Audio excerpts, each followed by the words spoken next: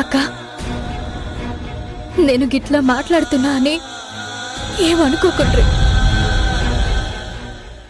మా బావ ఏ పరిస్థితుల్లో ఉన్నా మీ నాన్నకి ఆపరేషన్ చేసిండో ఒక్క నిజాన్ని నువ్వు తెలుసుకో అక్క. అంతేకాదక్క, మా బావ చేసిన గా ఆపరేషన్ కి గవర్నమెంట్ ఏమీ పైసలు కూడా ఇయ్యదు.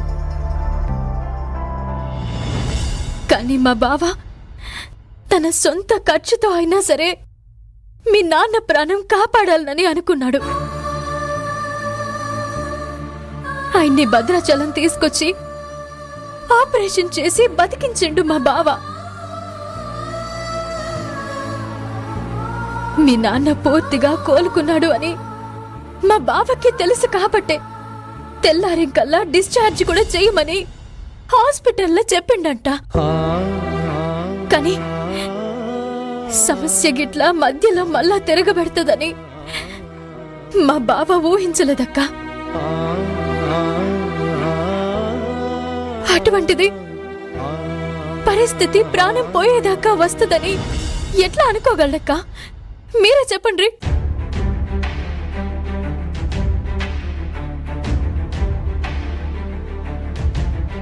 అంతేకాదమ్మా, ఈ తప్పు నాకు తెలియకుండా జరిగింది.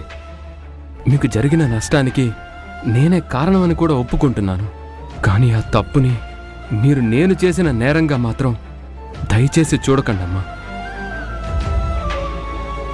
నా వల్ల ఆ కుటుంబం అనాథ అయిందని అంటున్నారు కదా, ఆ కుటుంబానికి ఏ కష్టం నేను రానివ్వనమ్మా. మీ నాన్న ప్రాణం నేను కాపాడలేకపోయాను, కానీ ఆయన బాధ్యతను మాత్రం తప్పక నేను కాపాడతాను.